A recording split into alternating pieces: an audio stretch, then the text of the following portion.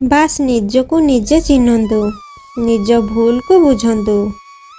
ଘରେ ଆମେ ମୂଷାଟିଏ ଦେଖିଲେ ସଙ୍ଗେ ସଙ୍ଗେ ମୂଷା ମରା ଜନ୍ତା ବସେଇ ତା ସହିତ ତା ଛୋଟ ଛୋଟ ପିଲାମାନଙ୍କୁ ମାରି ଦେଉଛେ।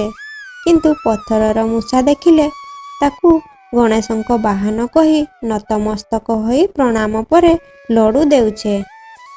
ସାପ ଯଦି ଅସଲି ତୁରନ୍ତ ତାକୁ ମାରିବା ପାଇଁ ଚେଷ୍ଟା କରୁଛେ।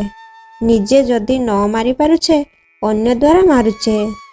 ହେଲେ ପ୍ରତ୍ୟେକ ଦିନ ସେ ସୋମବାର ହେଉ କିମ୍ବା ଅନ୍ୟ ବାର ହେଉ ମନ୍ଦିର ଯାଇ ଧାତବରେ ତିଆରି କିମ୍ବା ପଥରରେ ତିଆରି ସାପକୁ କ୍ଷୀର ଦେଉଛେ। ମା ଯଦି ମାଟିର ହୋଇଥାଏ ଆମେ ତାଙ୍କୁ ପୂଜା ଅର୍ଚ୍ଚନା କରୁଛେ।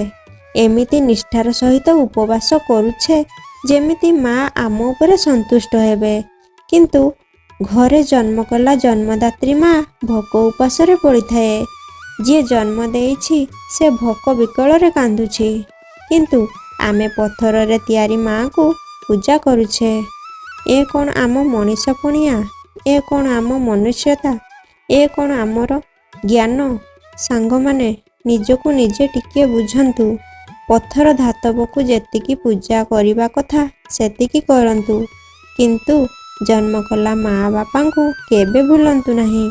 ସାଙ୍ଗମାନେ ଯଦି ଭିଡ଼ିଓଟି ଭଲ ଲାଗେ ନିଶ୍ଚିନ୍ତ ଲାଇକ୍, କମେଣ୍ଟ ଏବଂ ସବସ୍କ୍ରାଇବ୍ କରିବେ।